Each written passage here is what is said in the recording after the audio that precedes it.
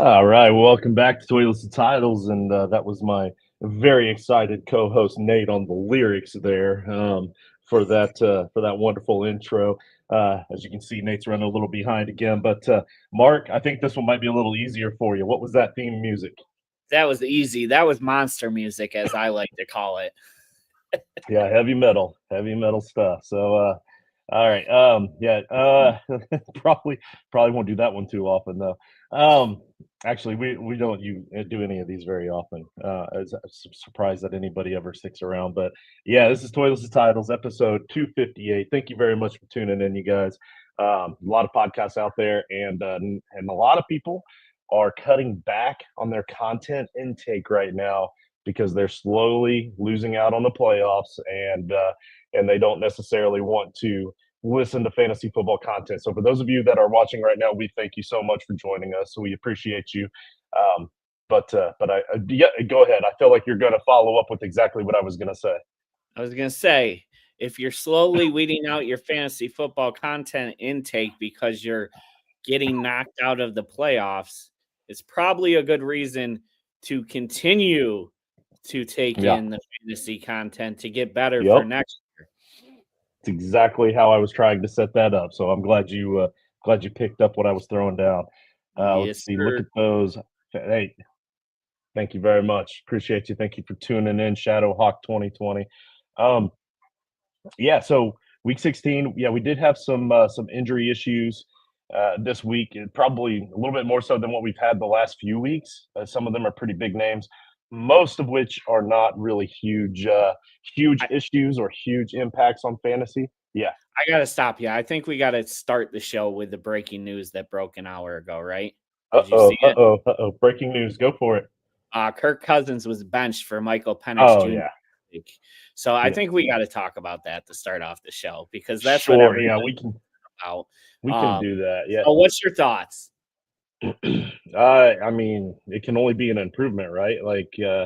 I mean, he's been horrible. Cousins has been horrible all season. He's had a couple of really good games against really the same really bad defense twice. But if you throw those out the window, he's done. Like he's cooked. And I think Atlanta knew what they were doing when they went ahead and drafted him, even though everybody thought that they were crazy, or a lot of people thought they were crazy. So we'll see what the young man's got. And I know it's not Penix, but I always pronounce it Penix because it's way more fun. We'll see what Penix has. Jason Watson says Falcons have opened themselves to Penix. He just Ron Burgundy mead, and that was beautiful. Thank you, Jason, for that. I'm Burgundy. No, I like it. I think it's going to help. At the very least, it's going to at least help a little bit with moving the offense. Maybe because the rookie quarterbacks typically that dink and dunk stuff. So maybe this helps. Helps with the short passing game. It helps with Bijan out of the backfield. Definitely helps with Algier as well. Maybe we get a little bit of tight end play for the first time ever all season out of Atlanta with Pitts. I mean, he's had a couple of good games, but um, I mean, I don't know. It definitely can't hurt, I guess is what I'm trying to say. And for super flex leagues, absolutely go pick up Penix because you never know. He might be something. Unfortunately, we are in the playoffs. If this is Dynasty, Penix is already taken somewhere. Somebody's already taken the Penix. But this isn't Dynasty. Most likely, this is redraft, and you're going to get to see him this week. You'll get to see Penix in your lineup this week, and wait and see how well Penix can perform before you slide Penix into your starting lineup the following week. So we'll see what happens. But what about you, Simon? A junior Penix too. Yes, yeah, All right. and he probably has one of those small groins, right? Before I Inside get joke into from the it, Sunday morning show.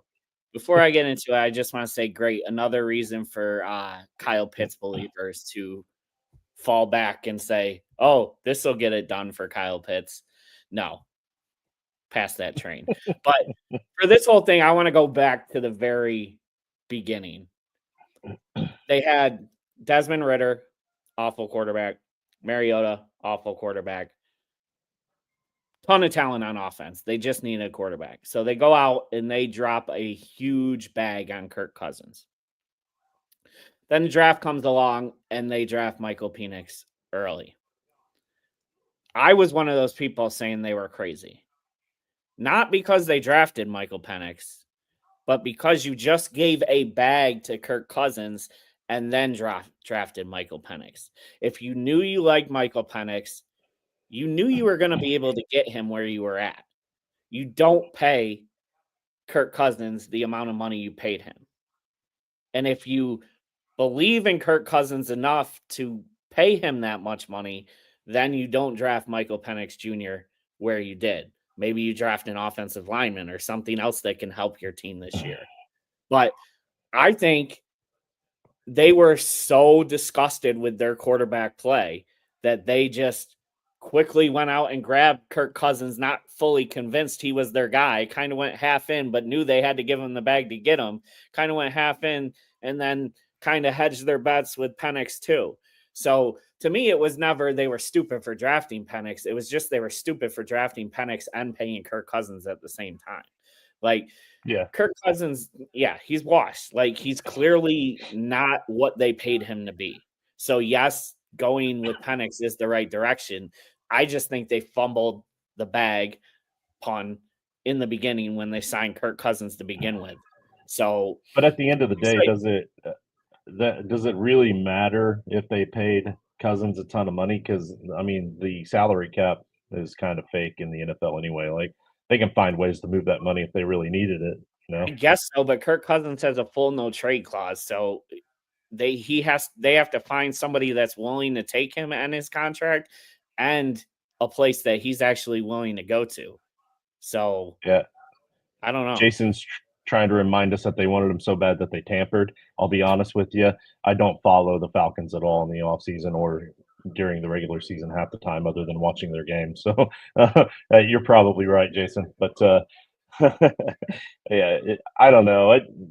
So you have two quarterbacks on your roster, and you know that famous saying, if you have two quarterbacks, you don't have one.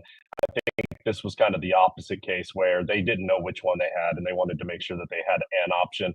If Cousins worked out, he gets to help build up Penix, and then there might be an opportunity for them to be able to trade Penix off next season if Cousins still has it, and before anybody gets to see him on the field, and maybe get something out of him. Maybe that was the idea. And then if Cousins doesn't work out in that offense, because a lot of times quarterbacks are only good in certain systems. I mean, if you remember, Cousins was a lot better when he moved over to Minnesota than he ever was before. He had some solid games with Washington, but he was a lot better whenever he moved into a new system. Maybe he was a system quarterback. I don't know, but maybe they were worried about that. Maybe that's why they hedged. And then if Cousins doesn't work out, then you have this other option. But I mean, there's still an opportunity here for Penix to also not work out, and then they have no quarterbacks again, and they're trying to go out and get Marcus Mariota again. Who knows? I just don't like the hedge. I mean, I feel like go one way or another. And I'm not saying a draft pick would have helped Cousins and it would have been a different scenario, but right. We don't know. Like, he could have, like, you drafted an offensive lineman that improved that line, and he's not getting pressured as much. Hey, maybe it works out differently. Who knows? Yeah, for sure. At JustinFF_, at Nate_Dirt19, at MT Simon, at Toilets of Titles. You can find all of those on X, and then you can also catch us on the Blue Sky at Toilets of Titles over on Blue Sky. Let's see. Hit that like and subscribe. Again, thank you for tuning in. We're going to move on to the injuries now. Not exactly in the right order, but I'll skim through about 3 or 4 of them and give you an opportunity to talk about any of them if you want. But Zach Ertz, unfortunately, back in the concussion protocol again. The dude just kind of lives there sometimes on occasion. But then Josh Allen injured his shoulder week 15, but the x-rays came back today and they were clean. Doesn't look like there's anything too serious to worry about there. Curtis Samuel, on the other hand, one of Josh Allen's targets, he left the game early with a shoulder injury. And then Xavier Legette, wide receiver for the Carolina Panthers, he left with week 15 with a groin injury. Since you are the resident groin expert, do you have anything to say about Xavier Legette or any of those other players I've mentioned already? Xavier Legat's kind of disappointing because mentioned before Bryce Young was starting to play really well, so that's one less option he has in that offense. Curtis Samuel, I don't care. Josh Allen's fine.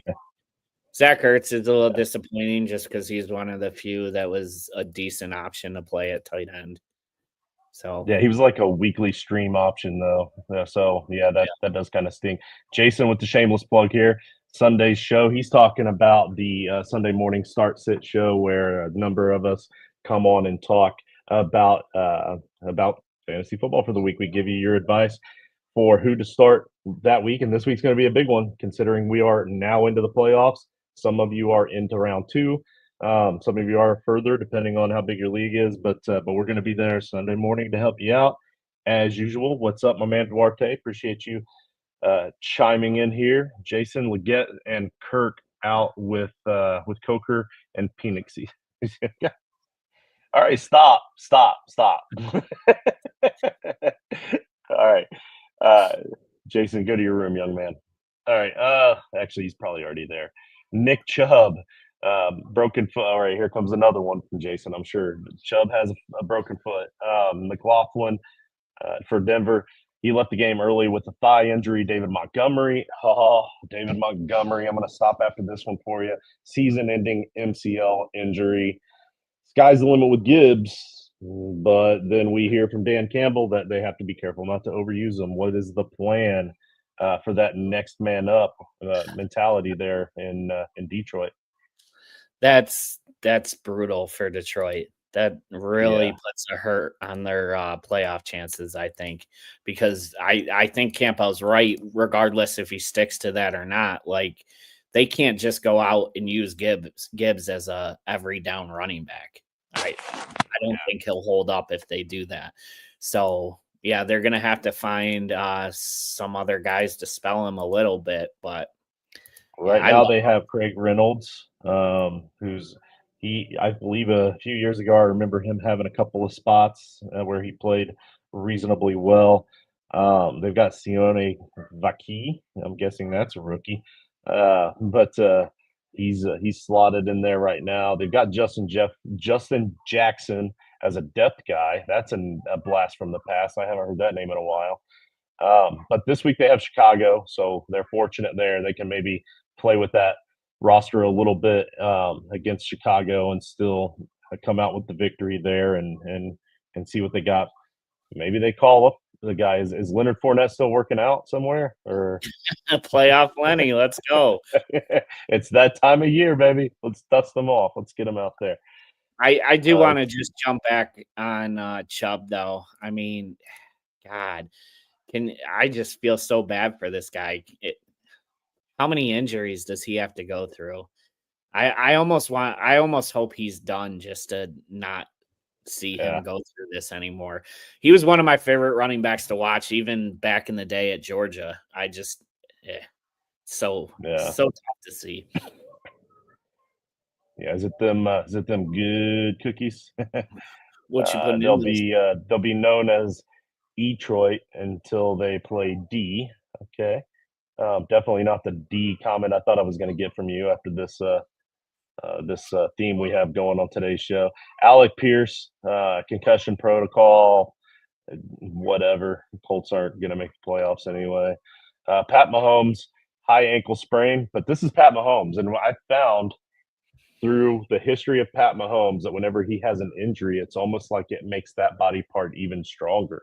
He's like superhuman. So now he has a mild high ankle sprain that probably means he's going to rush for 150 yards this week because it's weird how just suddenly it doesn't hurt anymore.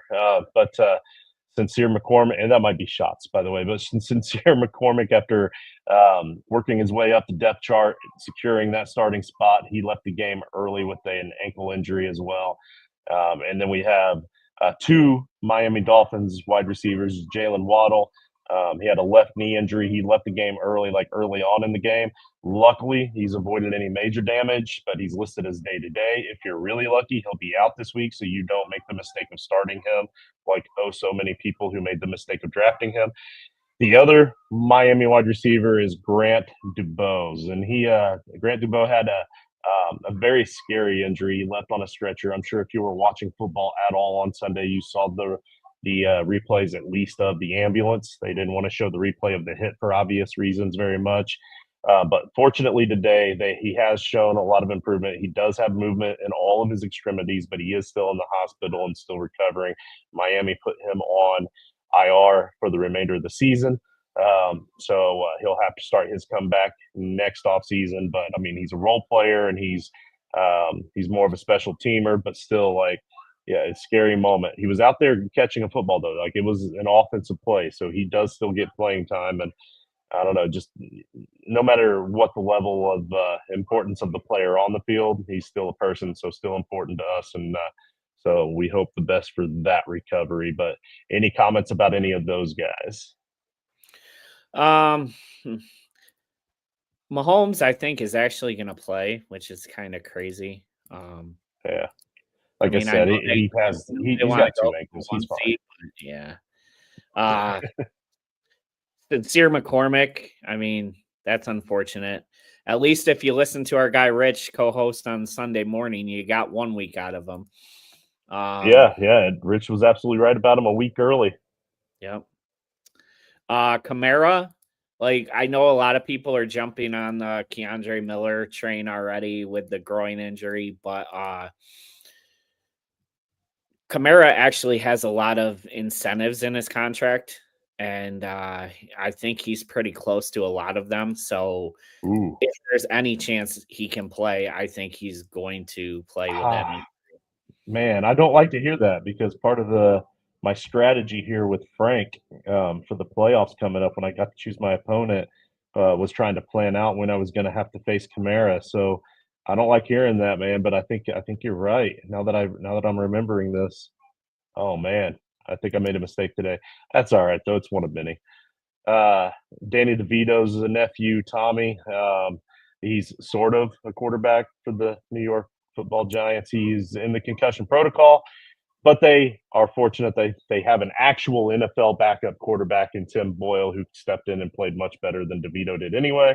Boyle already should have been the starting quarterback at this point without Jones there. So I'm not really sure why they keep trying this DeVito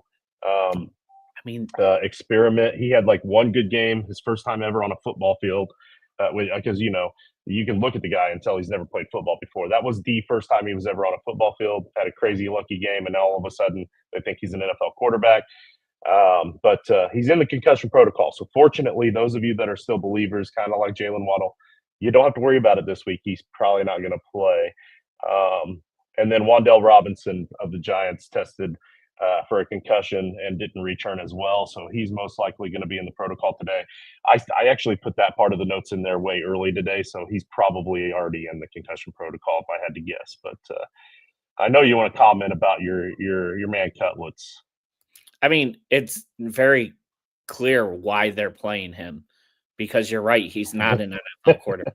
They want to lose. They want the number one pick. Yeah. They still might roll him out there with the concussion and all. He got hurt, and they put Drew Lock in for one game, and they almost who they almost beat the Saints. They almost beat the Saints if it wasn't for a blocked field goal. So they quickly said Drew Lock was hurt and put DeVito back in. I wonder if they kicked that field goal a little low on purpose. Yeah, maybe.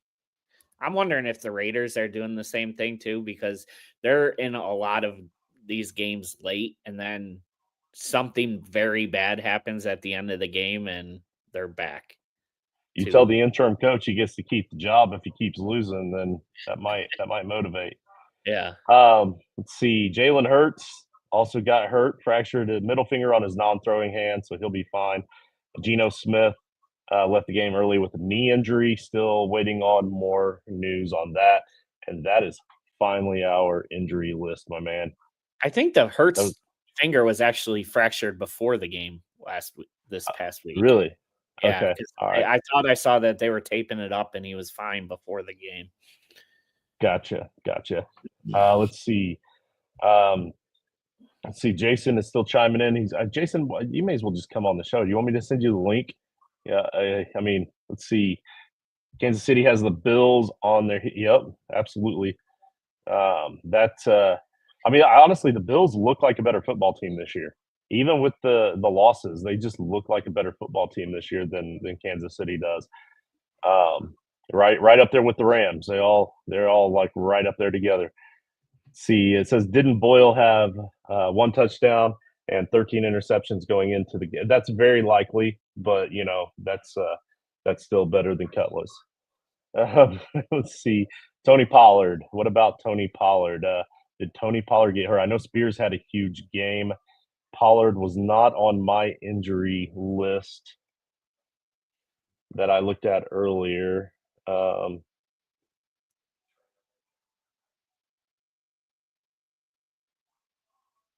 yeah, I don't see anything updated today or yesterday even, so I'm not really sure on that one. Let's see what Just we just got. ignore Jason. Don't let him do that. I mean, he's making cookies. Like I don't want to upset him. He might ship me some if I'm I nice to him. Back on Gino though, real quick. Like, I know a lot of us have said Gino's been bad, but like, who don't you miss what you had after you lose it? Sam Howell came in there and just threw up all over the field. That I don't think Sam Howell ever looked that bad in Washington. It was brutal. No. Yeah, no, he could at least if he looked bad with his arm, he was able to make plays with his legs in Washington at least, and it got everybody excited, making us forget about some of the bad throws. Patreon.com/playlist of titles. It's patreon.com/playlist of titles. We have tiers for every budget. So again, if once you get in there, make sure you reach out to us so we can get you in our Patreon only Discord channel. We have a Discord that's free for everyone, but if you're a Patreon, we have a certain channel in there just for our Patreons.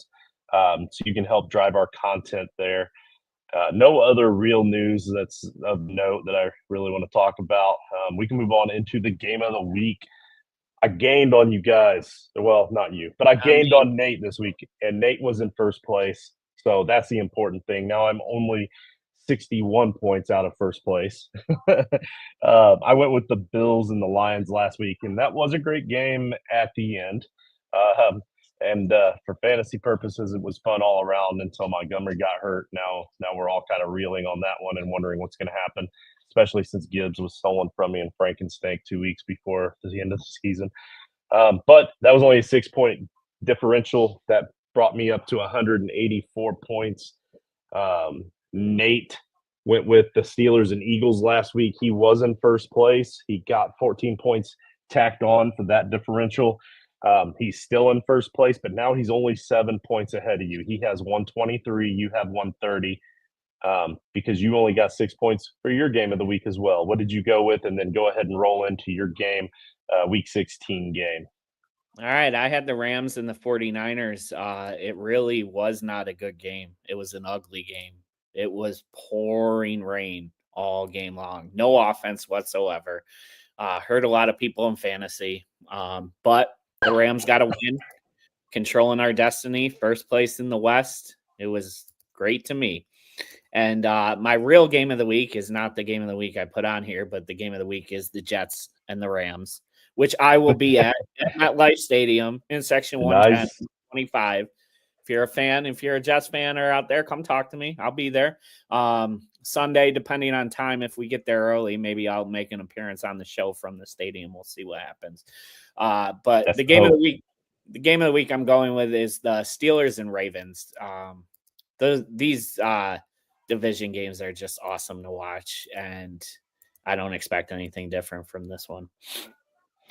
Yeah, I agree, and that's why I went with the Broncos and Chargers. Also, the division matchup. You got both teams' quarterbacks are playing really well at the right times, and it should be a good fun game.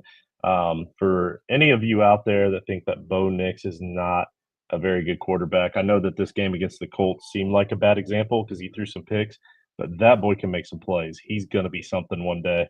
Um, and against that Chargers defense, I'm not expecting great things from Bo Nix. But I think as a total, as a team, they're going to be able to do just enough to hang right there with them. I think it's going to be a good, close, fun Thursday night football game.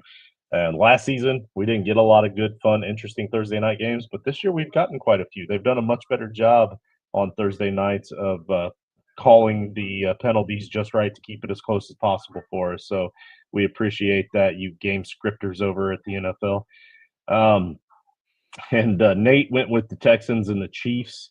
That is a Saturday game at 1 p.m. As you guys know, we're getting towards the end of the season. We start getting these random weird days where we have games. You think having a Saturday game is crazy? Just wait until next week for Christmas when we have a Wednesday game. That's going to really throw everybody off because you're already kind of used to watching football on Saturdays with college football. But yeah, Texans at the Chiefs. And with Pat Mahomes being injured, I think there's a decent chance here that we might be able to gain some points. I've got a feeling, just a feeling, but I got a feeling that the Texans are going to win this thing by double digits. So we might be able to gain on Nate here a little bit this week. Let's see. Upset of the week. My upset of the week, and I know I just said that I had a feeling that the Texans could pull it off over the Chiefs, but when I saw the line for the Panthers and the Cardinals, the Panthers are getting +4.5 against the Cardinals. Uh, I think the Panthers win that game outright. So I'm going to take that +4.5 for the Panthers and take that to the bank. Nate went with the Titans, who are getting +3.5 against the Colts. Mason Rudolph is better than Jeans. So Willie Levis is what he's talking about. But yeah, no, I agree with them here. They should dog walk the Colts if they put Mason Rudolph out there because we suck. What do you got, Mark? Just because our upset of the week has always been outright, right? Like we just put the spread on Yeah, there to say what it was. Okay. Because yeah, yeah. my pick was actually going to be your pick, the Panthers.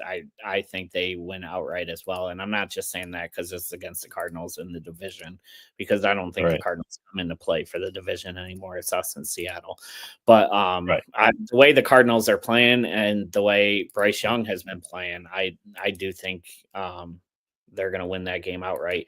But since you took it, I stuck with my game of the week, and I'm going with the Steelers. They're 6-point underdogs, but I've told you before, big games go against Lamar. Just it works. It does.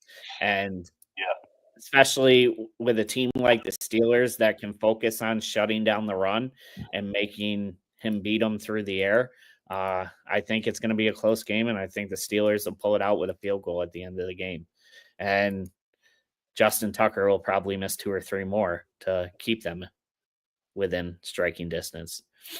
yep, yeah. Buffalo, Washington, Cleveland, Detroit, Pittsburgh earlier this season. Philadelphia, the Chargers, all of those games are games where he scored under his projected amount.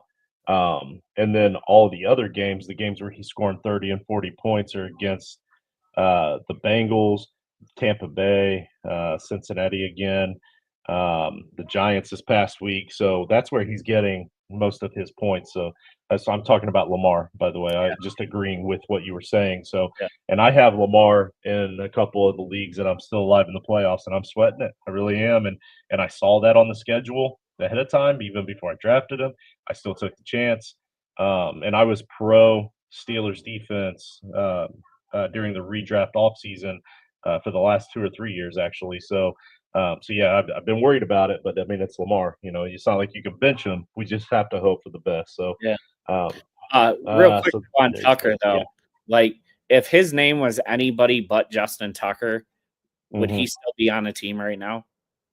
I Yeah. I don't mean, think so. here's the sad thing is I held on to him all season in a fantasy league because his name's Justin Tucker. Like, I just kept thinking, dude's got to pull out of it. He's got to pull Yeah, out of it. Like, Vinatieri lasted until he was 147 years old. Like, it's right? just a kicker. You can't get too old at kicking. Like, Yeah, eventually you just get tired and you're like, you know what? Nah, I'll hang it up.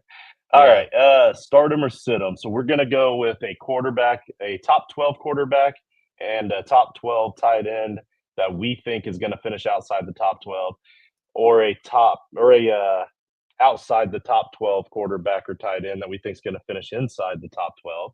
And then the same with running back and wide receiver, except we're doing the cutoff line at the top 24. So my quarterback start of the week is Mac Jones. He's currently the QB 39. He has a favorable matchup this week against the Raiders, and Jones has scored 20 plus points in 2 of his last 3 games for the Jags. He is a very flex worthy play this week. And then my quarterback sit of the week is Jaden Daniels, quarterback 7 against the Eagles. He's who are the 4th best against quarterbacks. Daniels had only 1 touchdown and 1 interception, and his second lowest rushing output back in week 11 against the Eagles when he played them before. So this is a very tough matchup for him to be relying on him in your fantasy playoffs. So if this is a 1 quarterback league, I'm probably streaming or finding other options.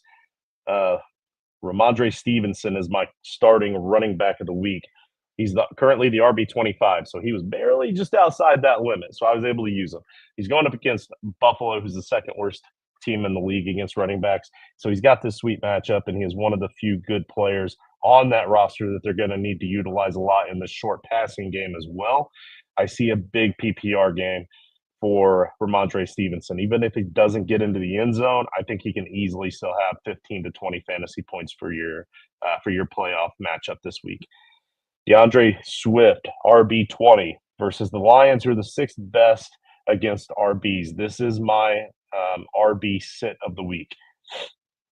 I was hoping for a big revenge game narrative to take place back whenever Swift played Chicago 3 weeks ago, but he didn't even hit double digits back then. In fact, he hasn't hit double digits in PPR in 8 of his 14 games this season, and he hasn't hit double digits at all in the since 5 weeks ago. So definitely in a schneid, just like the whole rest of that offense is. But since they've changed up the coaching a little bit there in Chicago, he is not being utilized nearly like he was before. It's because he wasn't efficient before. He wasn't good before. He was just better because he was getting utilized more. Now they're utilizing him adequately for his ability, and the lack of opportunity is showing in his fantasy points. My starting wide receiver of the week is Jacoby Myers. He's the wide receiver 27. He's going up against Jacksonville, the 3rd worst team in the league against wide receivers. I absolutely love his usage. I love this matchup. I'm going with Myers. Sitting Juwan Jennings, wide receiver 22. He's going up against Miami. They're 4th against wide receivers. He's playing across country, and he's been a big disappointment, really, for ever since his week 3 breakout game against the Rams. In fact, he's failed to hit double digits in 5 of his last 9 games since that week. So too much inconsistency for me to try to rely on him for the fantasy playoffs. And I say big disappointment. He had a couple other spike games in there. Like, don't get me wrong, well overperformed, but the inconsistency here recently is enough to scare me away from trying to start him in my fantasy playoff lineups. Sam Laporta is my tight end start of the week because he's tight end 13, and I had to find somebody outside the top 12, so that was super easy. He's going up against Chicago, 21st against tight ends. Laporta only had 3 catches against Chicago 3 weeks ago for only 6 yards. So there is some concern there. They were both for 2. 2 of his 3 catches were for touchdowns, though. So that saved that week. But that doesn't mean I'm counting on the 2 touchdowns this week.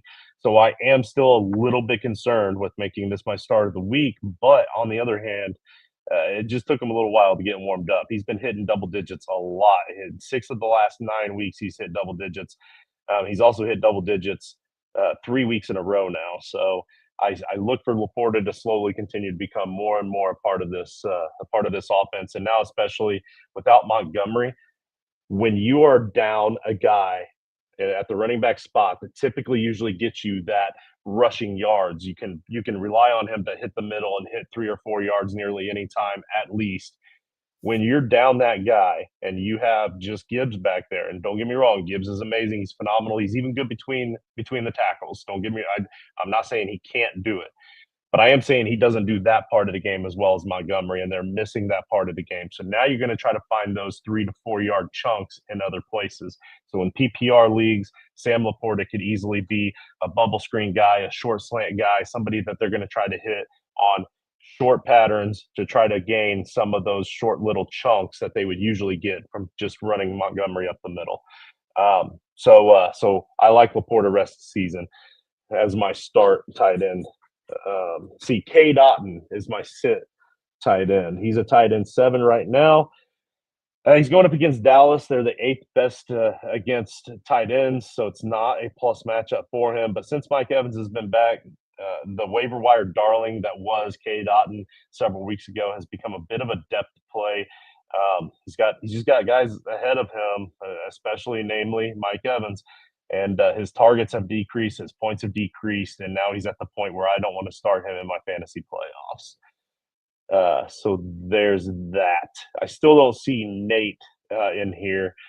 He's got a couple of guys. I'm not going to read his reasonings necessarily, but I'm just going to say Nate did say that his starting quarterback for the week is Matthew Stafford going up against the Jets.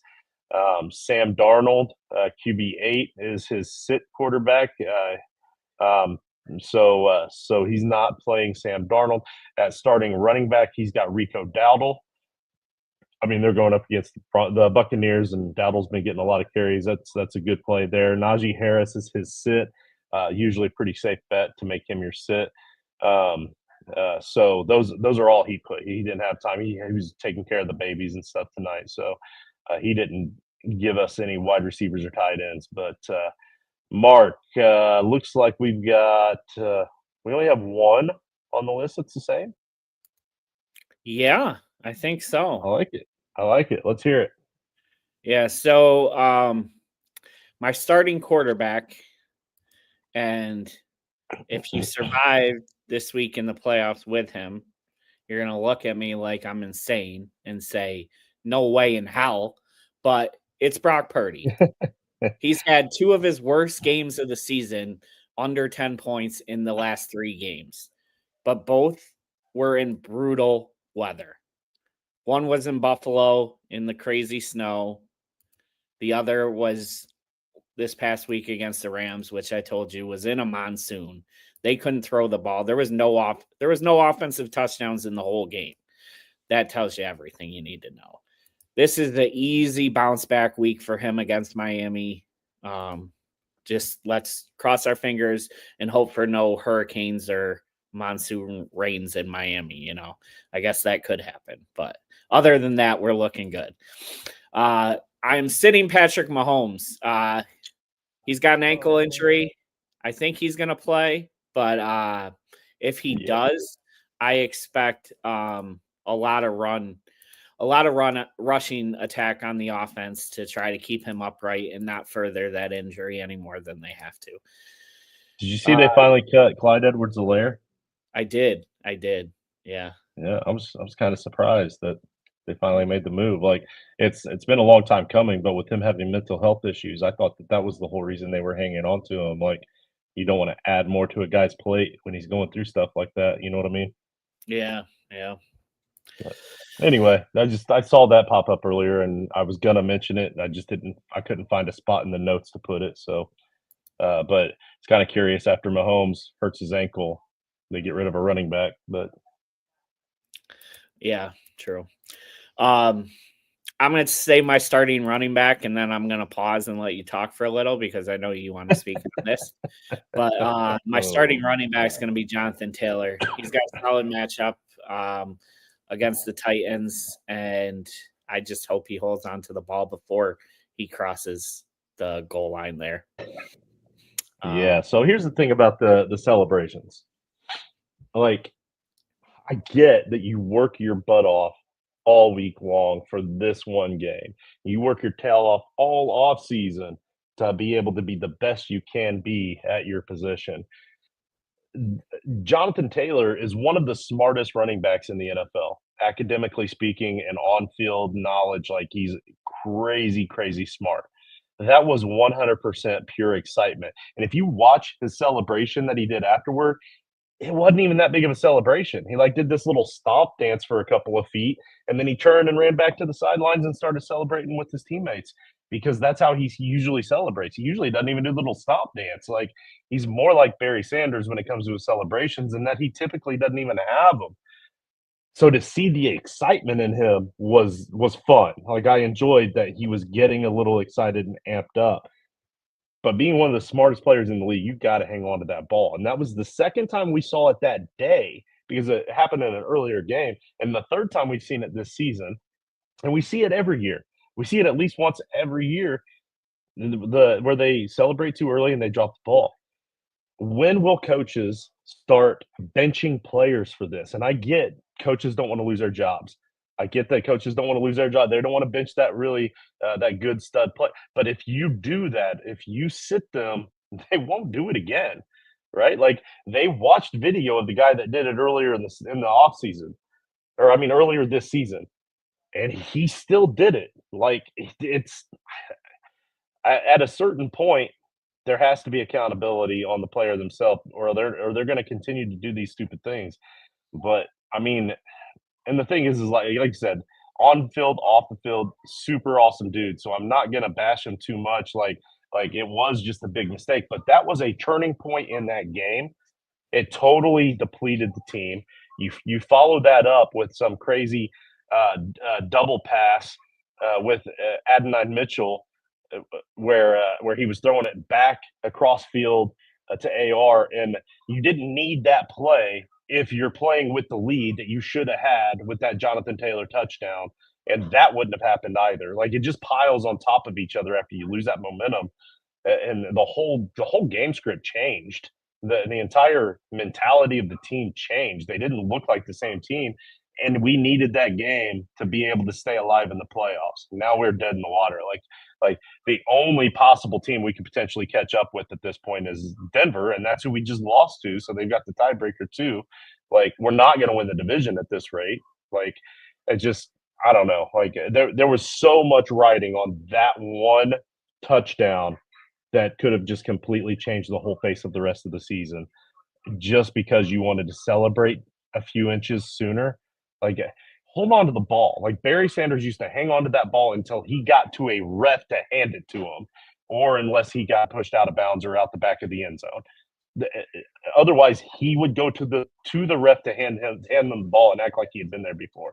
Why can't we get more of that? Celebrate all you want after that. I'm not trying to be an old curmudgeony dude that says like I don't want you to do the gritty or anything. I enjoy seeing the celebrations. Totally enjoy it. Give the ball to the ref first.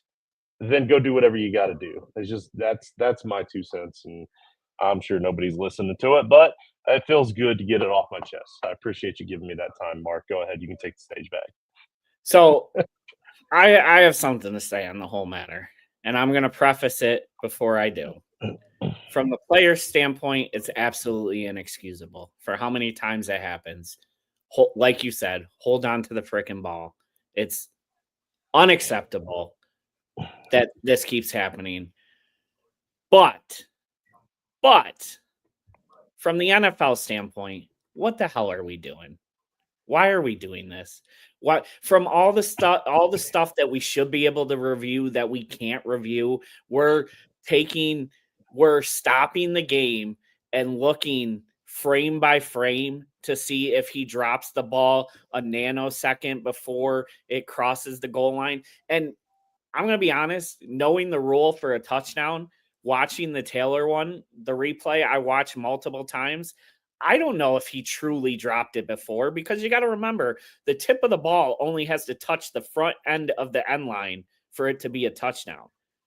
Like it doesn't have to cross the goal line. So I just think it's stupid that from an NFL standpoint, we're reviewing plays like this to try to take away touchdowns for something that's stupid. Now I get it. Like I said, the players, it's absolutely on them. They should not be dropping the ball. But from an NFL standpoint, we shouldn't be looking at this shit earlier.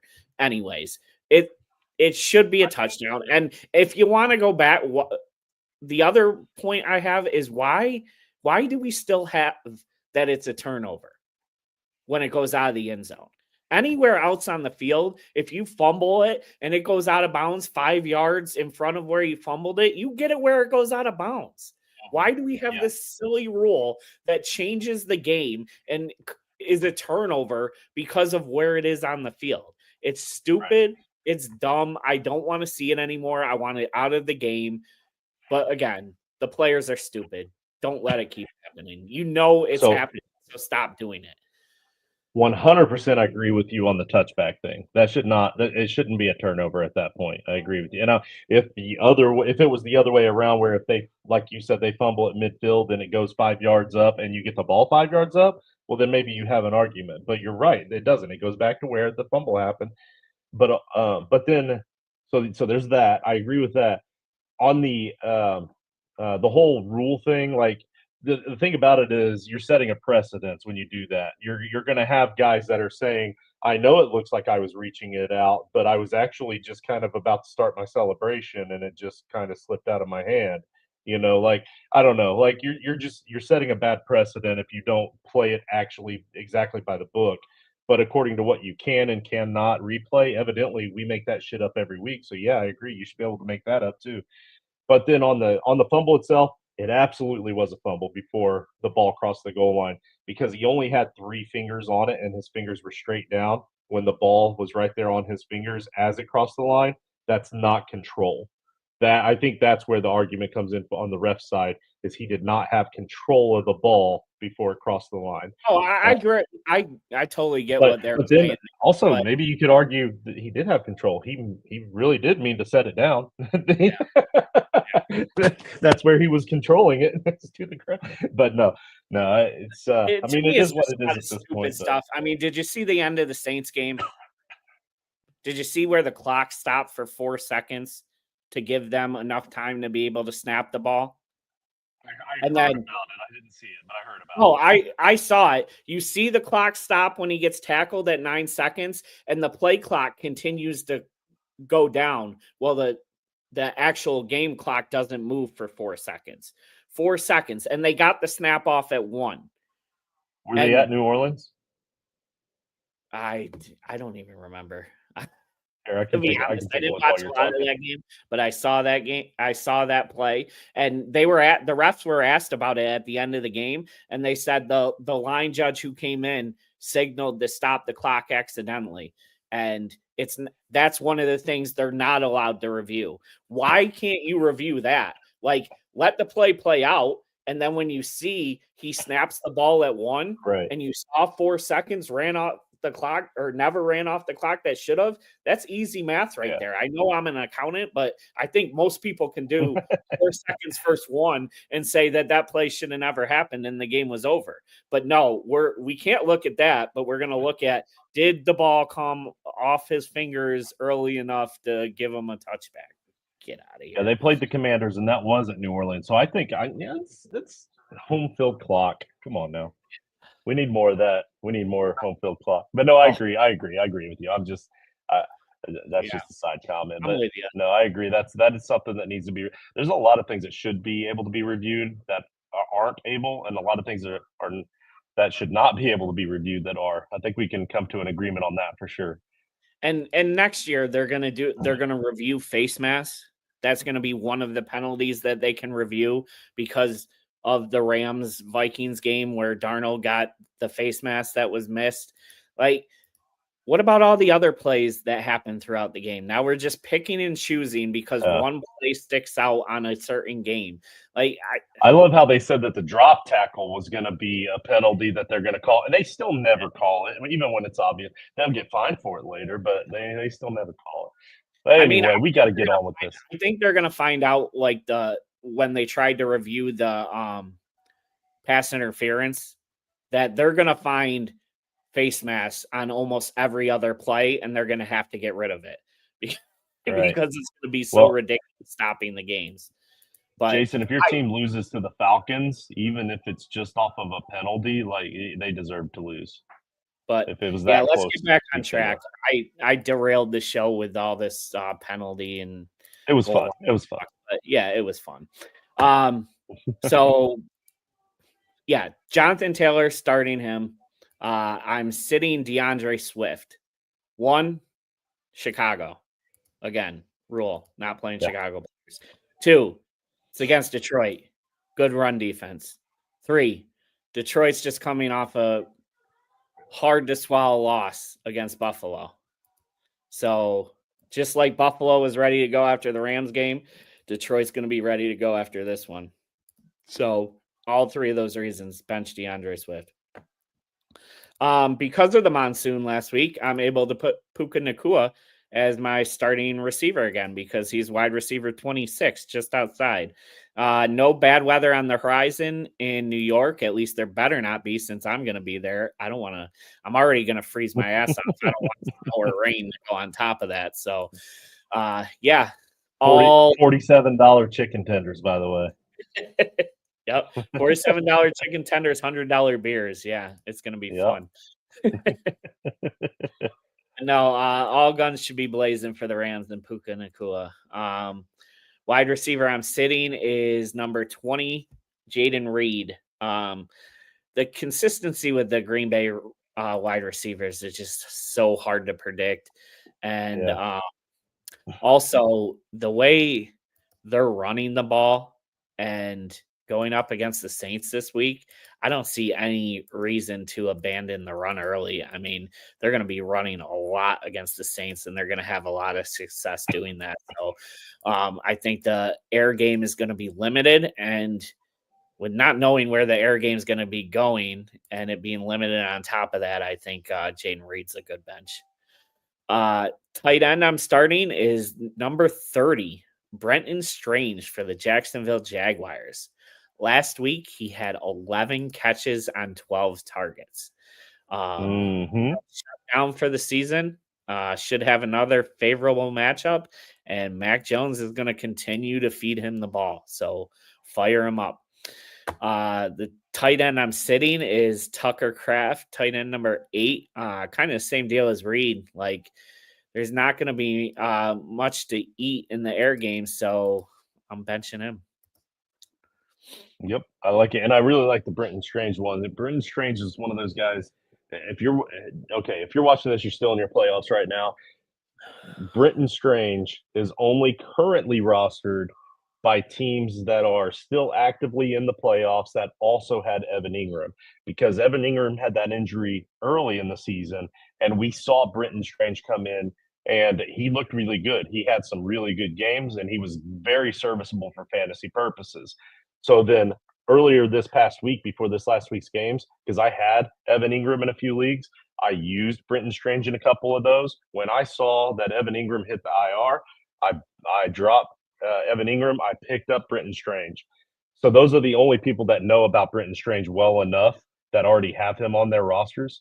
Everybody else don't really know a whole lot about him, or they're already in the playoffs, so they've already kind of felt confident in their tight ends. I'm telling you, go pick this dude up, because if your Travis Kelce or your George Kittle gets hurt this week, you're going to wish you had this guy, because he's going to be a very good fantasy tight end through the playoffs. He might be on a few championship, a higher percentage championship teams here coming down the stretch. He could be a league winner for you. Frankenstank update. I'll make this quick because we are pushing the hour mark, but I did want to give a bit of a Frankenstank update.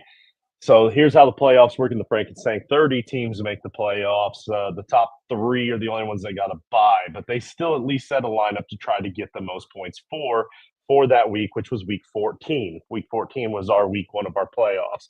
The other 27 teams all set a lineup, and of all 30 of the teams, the 3 teams that got a bye moved on to round 2 for this particular week, along with I forget how many others. I believe it was, there were 14 total. So it was 11 more. So out of 30, we end up with a total of 14 teams that make it to the second round, the 3 that got a bye, and then the next 11 highest scoring teams. So last week, wait, let me look at this. So this past week, week 15, we had 2, 4, 6, 8, 10, 12. We had 14 teams still in it. 2 of those teams got a bye. Those were the 2 teams that scored the most points in week 14. So they automatically got a bye. That was Mike Wazowski and the Hounds of Bakersville. That's Quadratics, a Patreon supporter, and my son, my younger son, Peyton. Those are the 2 teams that got the bye through week 15 and are already sitting in week 16 waiting on opponents. So the rest of us, the other 12 of us, actually played head-to-head. So we got that narrowed down to 6 of us plus the 2 that had the bye. So now we have an 8-team playoff. But for week 15, the highest remaining seed got to choose who their opponent was outside of the two teams that got the bye. So they got to choose who their opponent was. And then the next highest remaining seed that didn't have an opponent yet chose their opponent, so forth and so on. So for this week, though, it went in reverse order. The worst remaining team still left in the playoffs got to choose their opponent for week 16, which is the round of the Erie Eight. Because our fearsome four or fearful four is going to be fearless. Probably go fearless. We'll go with fearless four. Will be week 17, and then week 18 is our championship because it's the Frankenstein. It's different. It's built different like that. So, so we're going to have a week 18 championship. But Emmett, my man Emmett, coach's boy, was the worst remaining seeded team still left in the playoffs. I believe he was the 19 seed out of the 30. He got to choose his opponent first. He chose the guy that got the bye week from the previous week, mostly because this last week during his bye, it's a good thing he had a bye because he was the worst scoring team. He went from being the best the previous week to the worst this week, and he would not have advanced if it weren't for the bye. So that was Mike Wazowski. So I think that's probably why Emmett chose him. Then the next one to choose, I believe, was Australian Drop Bears. He is, I believe, the 12 seed, and he chose the Predator, who was the number 2 seed, I think, 2 seed. And then I was next to choose. I was stuck with 3 other teams. I had to choose between the Headless Horseman, which is Jack Skamish, my son Peyton, or Jason Voorhees. That's Jerry Janigan. So 3 outstanding teams that are all really, really stacked teams.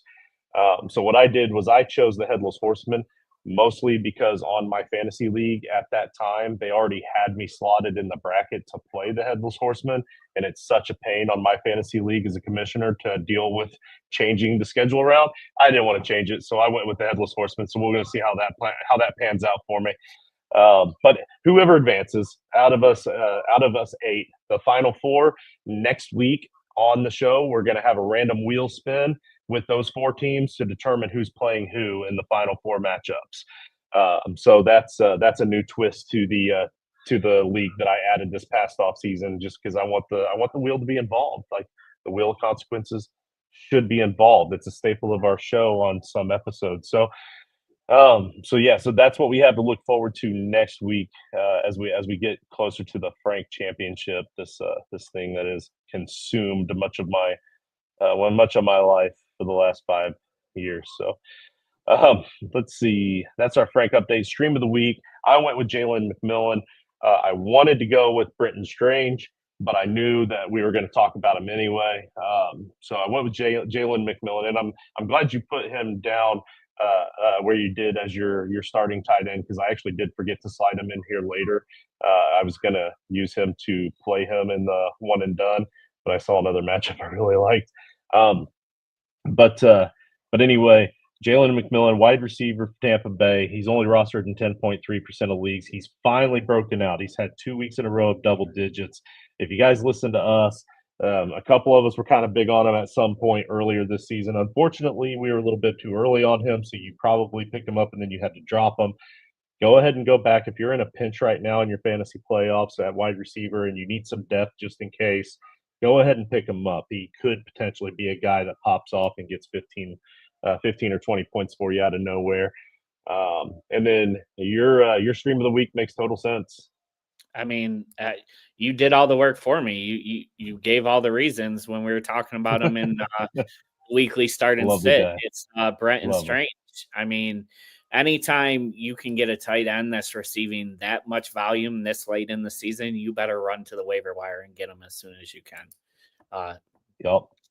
Simple. Absolutely. And screw the one and done. No. I love the one and done. Matter of fact, I may as well just slide in Britton Strange to my week 18 option there, because he plays the Colts that week and he had 12.5 against them earlier in the season. So, but no, one and done. Love the one and done. This is good stuff. Nate is currently in the lead, but I gained huge on him this week. I'm only down to him by 21. Nate had Lamar, who got him 46.1. He obviously killed it there. He had the highest scoring quarterback. He got 6.7 from Derrick Henry, so he had the lowest scoring running back. He had the second lowest scoring wide receiver, surprisingly enough, Tyreek Hill at 5.6. And then Trey McBride, he had the highest scoring tight end at 17.5. So that brought him up to a total of 1074 on the season. This week, he's going with Jordan Love against New Orleans. He's going with Bijan against the Giants. He's got Romeo against the Saints and Freiermuth at Baltimore. So definitely need to go back and double check those. Make sure he hasn't used a couple of those already, just in case. He might try to cheat.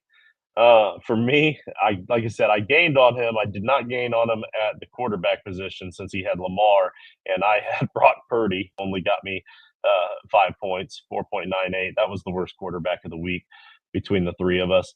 I did have the best running back though with Jahmyr Gibbs at 28.4. I had Devontae Adams. Yeah, I had the Devontae Adams, so that helps make up for the points I lost with Lamar because he got 42.8.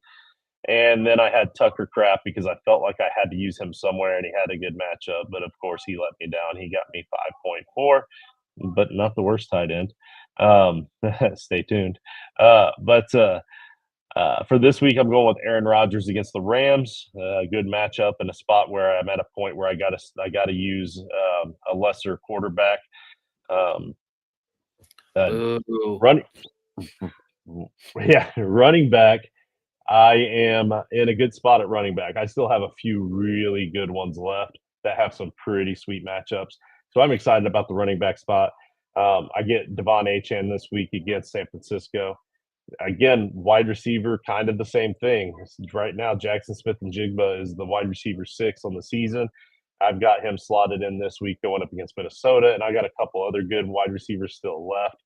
And then I went with Sam Laporta as my tight end. I expressed my concerns about him in this game before earlier in the show, but I think he'll do fine this week. And I'm trying to play the matchups with other tight ends later in the season. I can't go the whole season without playing Sam Laporta, so this is one of those where I just had to kind of pencil it in at this spot. We'll see what happens. But at about 100 points behind me in third place, hey, you made the podium. You're top 3, Mark. Update us on how you did this week? We got Rich in the house too, by the way.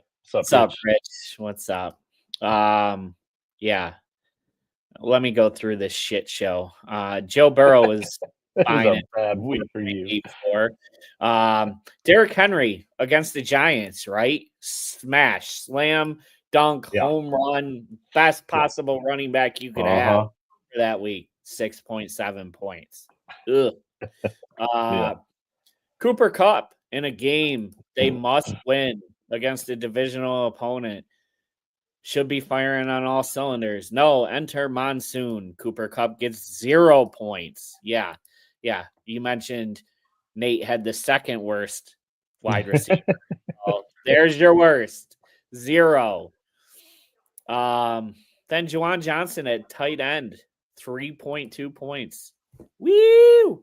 Yeah, we're doing good. So, you know what? I said, screw it. We're going to have fun this week. Going with Michael Penix Jr. as my quarterback. Yes. Let's go. But I also wanted to throw Jahmyr Gibbs in there just to prove my point that when I take a slam dunk, they shit the bed. So Jahmyr Gibbs won't start this week because he should be a slam dunk with Montgomery out. But you know what that means. I have him in my lineup. Gonna get 3.2 points or something like that. And then this one's my fun one. And just because I know it'll make you cringe, I'm going with T. Higgins at wide receiver. Let's go. And then he's playing the Browns, so at least I like one of them better than the other. Yeah. And then for tight end, I didn't want to really go through and look and see what tight ends I actually have left. So I knew I had Brenton Strange, so that's where we're at. Oh man. I'm going to double check real quick because I think it'd be hilarious if you used him early thinking, get a backup out of the way. Nope, you didn't. You're good. All right. TD parlay. I agree with you when you say screw this game, because this is what I think of this TD parlay, because I went with Derrick Henry last week. Every single week I've been wrong about this, except the one week where I did it as a joke and chose the guy that was going up against the Colts so that he wouldn't score a touchdown, and that backfired, and he scored a touchdown against the Colts. So I'm saying, screw it. I'm done with this game. I went with a guy that was as deep, far down on a free agent list that I could possibly find on one of my sites, and I'm going with Austin Hooper against Buffalo because it doesn't even matter. So, what about your TD parlay? And also, are you actually going to play it with Hooper? No. I stopped playing this a long time ago, like I mentioned. I don't have the money just to throw away on these every single week. I've been doing. I want you to at least look and see way, what the payout would be for a $5 bet on this. by the way, I just remembered, and I don't want to go back down the whole rabbit hole with Jonathan Taylor and everything, but my cousin sent me a screenshot. He had a 6 touchdown parlay with just Jonathan Taylor as the last leg that did not hit. Wow. Yeah. Oh man. Could you imagine that? Losing on I'd be that? trying to send that to Jonathan Taylor any possible way I can to see if he would just float him a little "I'm sorry" check. Ridiculous. But I want to say, see, Justin is a good guy for the title tribe. He knows whenever he picks a touchdown guy that it doesn't hit. So he took a landmine with Austin Hooper, knowing it's not going to affect any of your top players. What do? I cause chaos and throw Jahmyr Gibbs in there in the semifinals of most playoff leagues. So sorry if you have Jahmyr Gibbs, but no, my touchdown parlay or my touchdown guy for the parlay is Kyron Williams. Jets rush defense sucks. Rams have to win, and should be an easy score. And then Nate drops in Jamar Chase, which should be a pretty easy, solid one against the Brownies. So yeah, we'll see how that goes. Yeah. Anything else before I close this out? I don't think so. I think we hit on everything. All right, make sure you guys are tuning hour on the touchback rule, but I think we'll save everything from that. I'll have to wait until we can get Mike Hockley on. Let's see. Yeah, make sure you guys are tuning in Sunday morning for the Sunday morning start sit show called Title Time with your host, Jason Watson, who's been in the chat all night. We appreciate you guys tuning in. We got one last Maldonado. One. Oh, yeah, Maldonado. He tuned in last week and asked us a question as well. I'm going to finish the closeout stuff, and then we'll go back to your question here, Maldonado, before we officially close it out. But make sure you hit that like and subscribe. Make sure you hit me up at JustinFF_ so I can get you in that Discord. Hit up Mark at MT Simon. We got at Nate_Dirt19 and at Toilets and Titles. And of course, over on Blue Sky, at Toilets and Titles on Blue Sky. The Patreon is patreon.com/Toilets and Titles.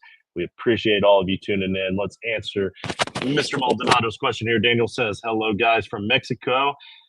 Should I start only two? Or who should I start? Only two. Shakir, Jennings, Jacoby, or Mooney? Thanks. Well, since you said thanks at the end, that was very polite of you. We're gonna go ahead and answer the question. I don't care what Mark says. That was polite of you, so we're gonna do it. Definitely Shakir. Like that's to me, that's the deadlock. Jacoby is a guy that I really like. He was my start, my wide receiver start this week.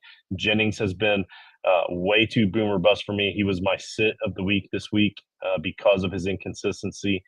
And Mooney with the new quarterback. I think I'm going to go with Shakir and Jacoby here for me personally. What do you think? I was actually going to go Jacoby and Jennings, and I get the up and down with Jennings, but I think a lot of that plays into the fact with the weather and what Brock Purdy was dealing with. So I like Jacoby and Jennings. The only thing that scares me with Shakir is for whatever reason, no matter how bad they are, Buffalo seems to keep the games close with New England. So I don't know. I don't think Buffalo's going to lose, but it's almost like a trap game fantasy wise where you're not going to get the 40 points that you're expecting like Buffalo's been doing recently. And I just what happened to Mooney last week with 0 points? Insane. I just think Buffalo's offense is just too good right now. Like I don't think it matters who they go up against. They look so damn good. And his targets, Shakir's targets, he hasn't had less than 7 targets since week 6. 7, 10, 7, 9, 12, 7, 8, 7. If you're getting 7 targets at your minimum, like that's pretty good. And then the Patriots secondary is bad. So even if they keep the game close, I see a lot of opportunity there for Shakir. But yeah, that No. Mooney thing, man, I don't know. That was I mean, somebody lost the Frankenstein because Mooney put up a 0. Darnold all the hell lost it. He only had 1 target the whole game, and that was in Las Vegas. So that was they have a roof. So that one was not a monsoon. That was Juwan Jennings, like I know you're saying that that monsoon game had a lot to do with that. But the week before that, he had 7 catches for 90 yards and 2 touchdowns. Hell of a game, 28 fantasy points. But then he had 2 in single digits. Then he had those 2 big games right in the middle of the season that helped you out in week 10 and 11 right after the bye. But before he got hurt, he had 2 single digit games again. Like I don't know, it's just scary. But this game is Miami, so this game, I mean, yeah. they so We Miami's good at wide receivers, but only because they give up so much to the running back. So, and you have a lot of injuries with those running backs. So there is a decent chance here that Jennings does get more involved. So I don't hate it. I just for me it's the other 2. yeah, Does Mark hop back on Chubb? Jason, only Detroit if Detroit brings the D, you're gonna take it. And it really just depends on what level Patreon you are, Jason. Don't know what you're asking here, but no, Miami gave up, what was it, like 115, 120 to Garrett Wilson after he had a couple down weeks? Garrett Wilson had, yes, it was something like that because they both, him and Adams, played really well. Let me see. Yeah, he had 18.4. He had 10 targets. But I mean that was, Hall of Famer Aaron Rodgers still in the football too. Oh yeah. Hall of Fame coach, quarterback, GM, all the above. Hey, as always, I don't know what part of Mexico you're from, Daniel, but if you want to tune in Sunday morning and ask the whole panel of guys that'll be on there, except for Mark, who's going to be at the Jets Rams game. But other than that, the rest of us that are on that panel, maybe you can get some more advice from the other guys since we kind of split on one of those and see what they say. Again, just tune in right here Sunday morning, 10 a.m. Eastern till about noon Eastern Standard Time. But yeah, I think that's it, Mark. Let's cut out of here and go set our playoff waivers. Peace out, tribe.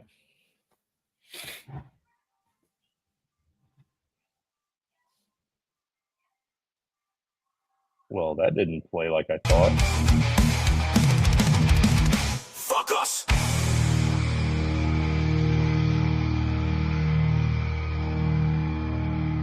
I think that was on a loop, and I didn't catch that.